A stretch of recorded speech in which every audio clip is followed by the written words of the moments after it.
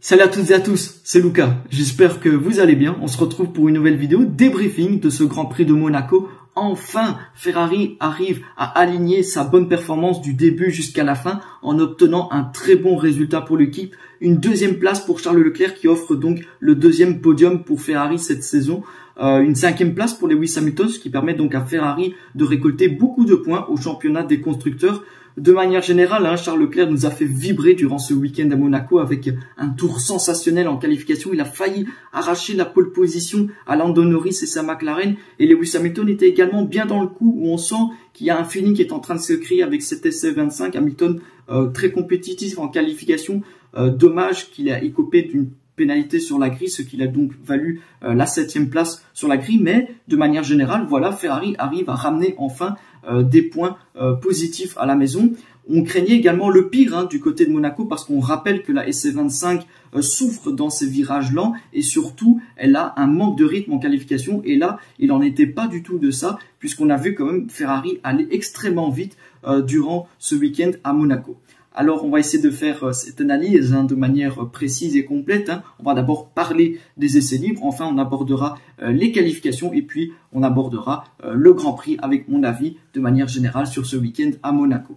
Alors, pour commencer, les essais libres, Charles Leclerc a confié que piloter à domicile restait un moment unique, aussi bien pour lui que pour l'ensemble des pilotes. Selon lui, Monaco conserve vraiment une dimension particulière année après année. Il a néanmoins tenu à temporer un peu l'enthousiasme, rappelant qu'il était encore un peu trop tôt pour tirer des conclusions. Vendredi, tout le monde prend ses repères. Il est donc encore trop tôt pour être vraiment confiant avant le week-end. Donc malgré cela, le Monégasque s'est quand même dit satisfait de la performance de la SC25 après cette première journée d'essais libres. La journée a été positive pour nous. Le rythme sur le tour lancé était bon et je me suis senti à l'aise dans la voiture, quel que soit le pneu utilisé. Et ça, c'était déjà une première information importante qui a été partagée par Charles Leclerc, où il a senti que la voiture était très compétitive, peu importe le pneu utilisé. Alors qu'on sait que Ferrari a du mal cette année à faire fonctionner ses pneus tendres. Et là, on sentait que la voiture était beaucoup plus compétitive dès les premiers tours avec ces pneus-là.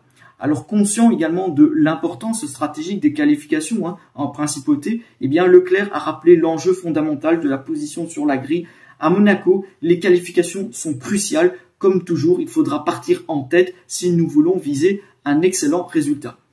Alors du côté de Lewis Hamilton, il a qualifié d'incroyable cette première journée à Monaco, soulignant à quel point piloter sur ce circuit mythique au volant d'une Ferrari était quelque part une dimension assez spéciale pour lui. Le Britannique s'est montré globalement aussi satisfait du programme accompli durant la journée d'essais libres.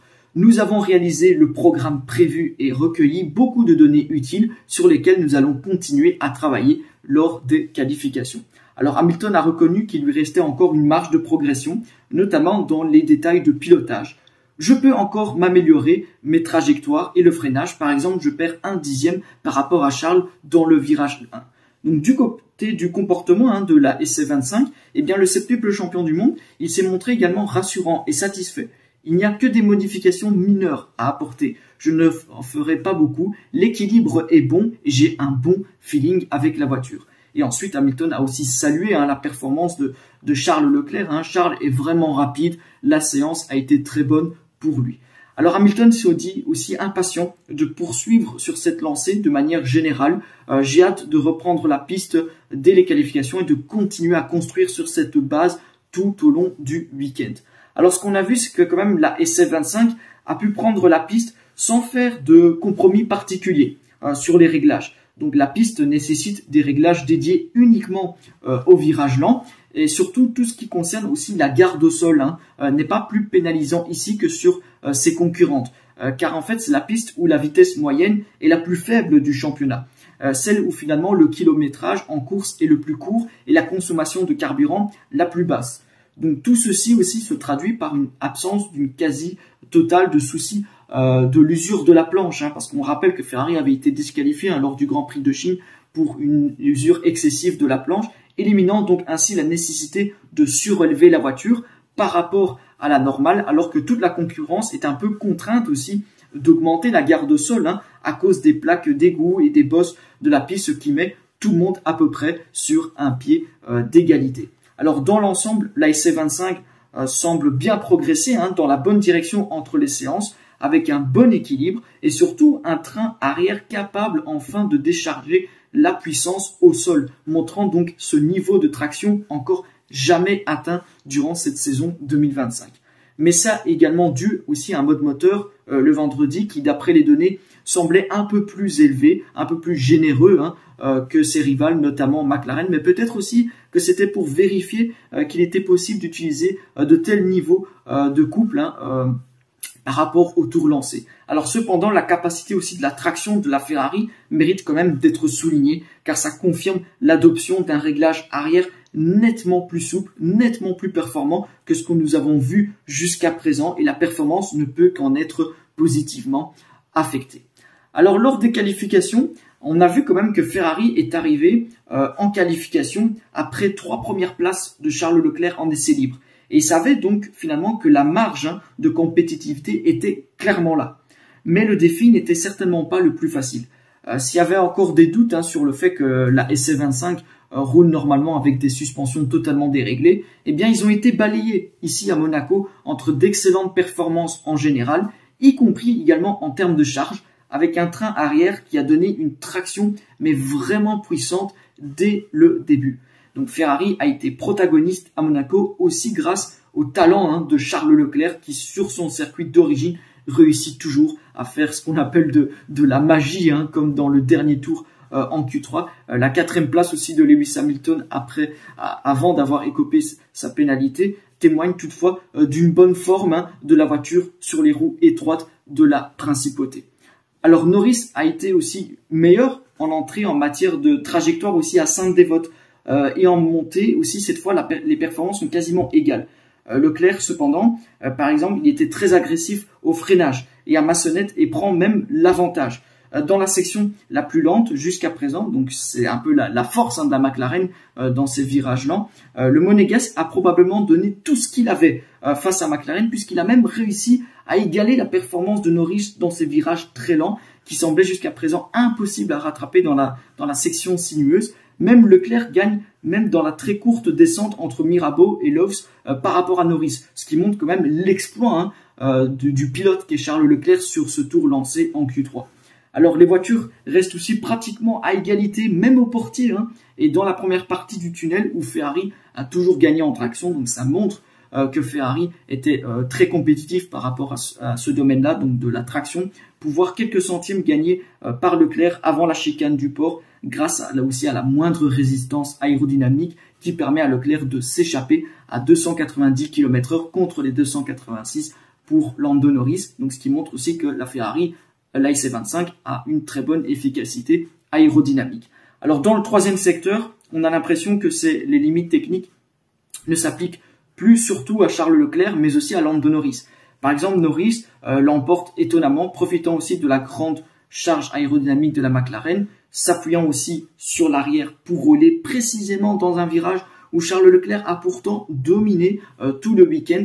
Et c'est là, dans les 2 derniers virages, Rascasse, Nogues, que tout s'est joué. Leclerc n'a pas pu être aussi précis et a surtout eu du mal à mettre tôt les gaz, peut-être aussi avec des pneus arrière moins dans la fenêtre optimale par rapport à la McLaren de Lando Norris. Alors Charles Leclerc a exprimé aussi une pointe de frustration malgré sa performance solide en qualification à Monaco, bien qu'il ait quand même réussi à décrocher une place en première ligne à Monaco. Il a regretté de ne pas avoir pu donner tout lors du tour décisif.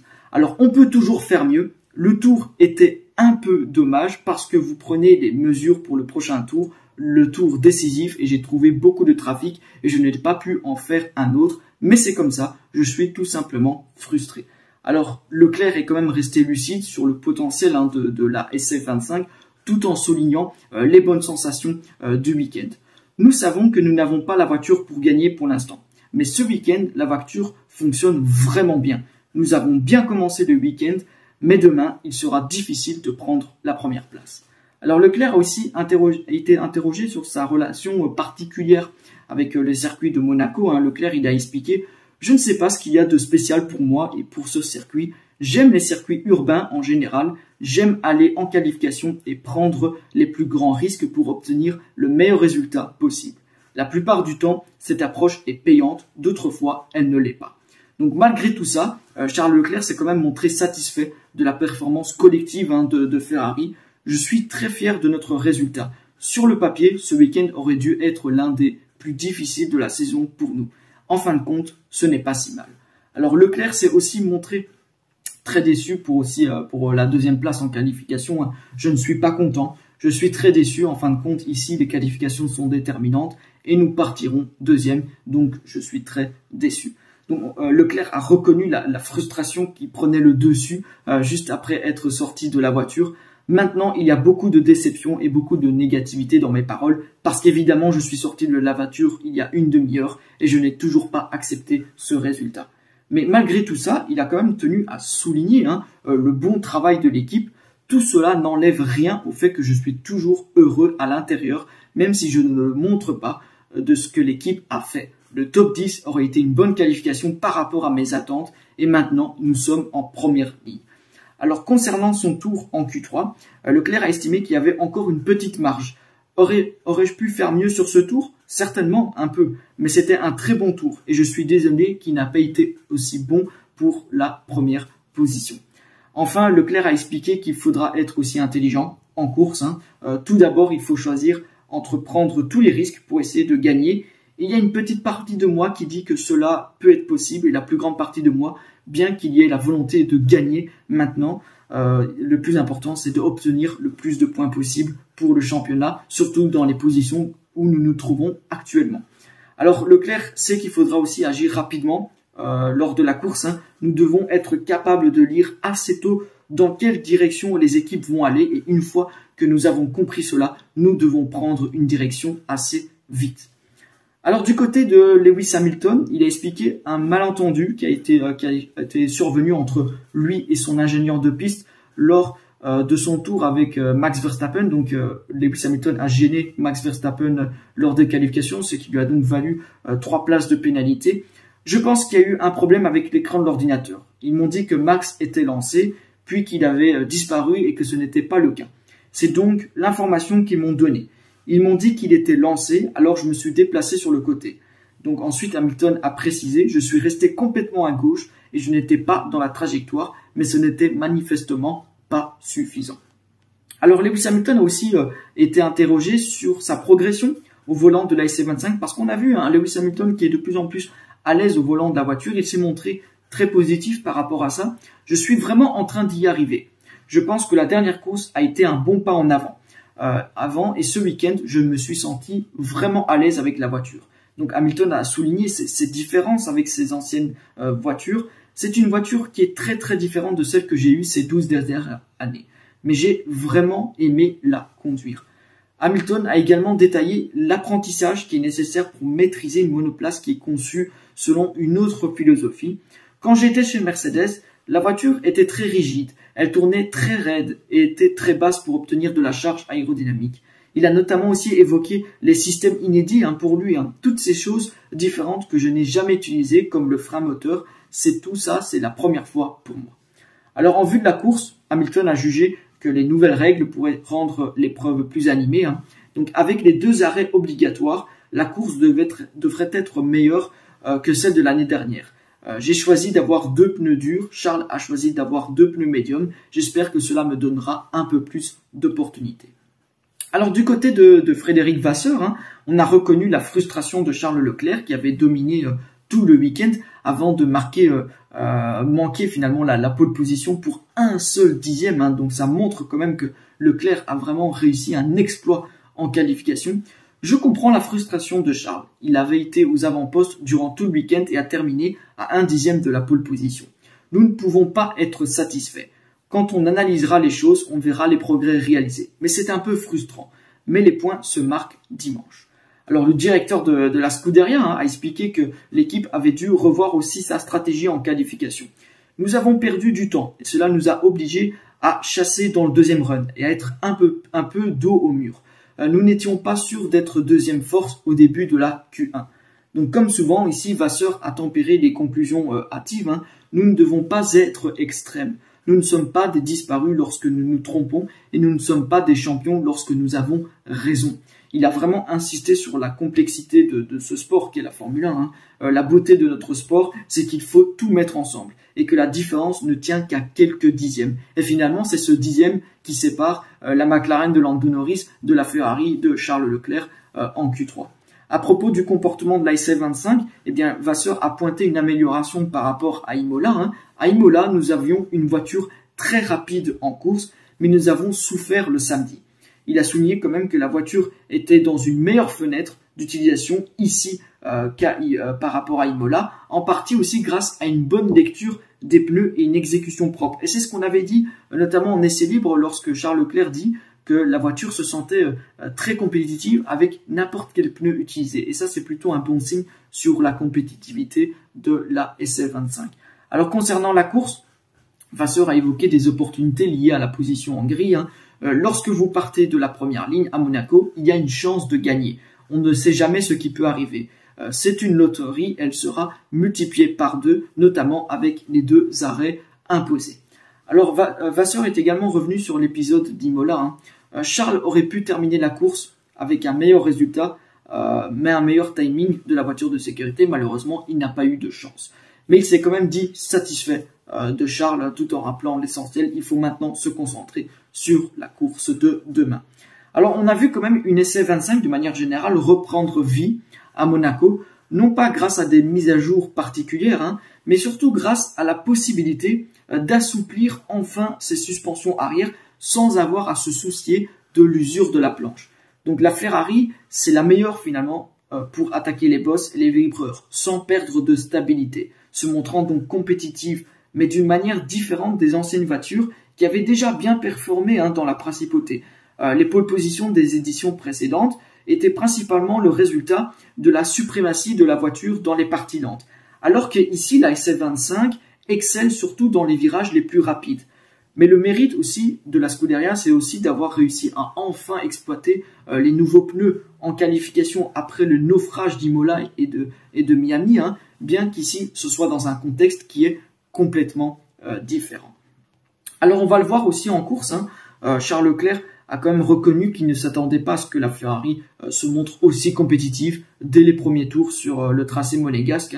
Selon lui, la FC25 a surpris l'équipe par sa facilité à s'adapter aux caractéristiques particulières du circuit. Nous nous attendions à avoir beaucoup de mal, mais cela n'a pas été le cas, car dès la première séance d'essai, les sensations étaient très bonnes. La voiture allait bien et je me suis senti tout de suite en confiance. Donc il a expliqué vraiment, il a souligné l'importance de comprendre comment reproduire ce niveau de performance ailleurs, sur toutes les pistes. Leclerc a notamment comparé la situation avec celle de Miami, où Ferrari perdait beaucoup dans les virages lents par rapport à Monaco. Il avance donc une première piste, et en fait il y a 2 week-ends. À Miami, nous perdions beaucoup dans les virages à vitesse moyenne et basse, alors que maintenant ici nous sommes très rapides. Évidemment, il y a aussi d'autres choses qui changent. Alors selon Leclerc, la nature du circuit pourrait expliquer aussi cette évolution. La garde au sol n'est pas la meilleure ici et nous savons que nous avons une très bonne voiture dans ce domaine. Donc Leclerc estime surtout que l'absence des virages rapides a permis à la Ferrari d'exploiter pleinement ses points forts.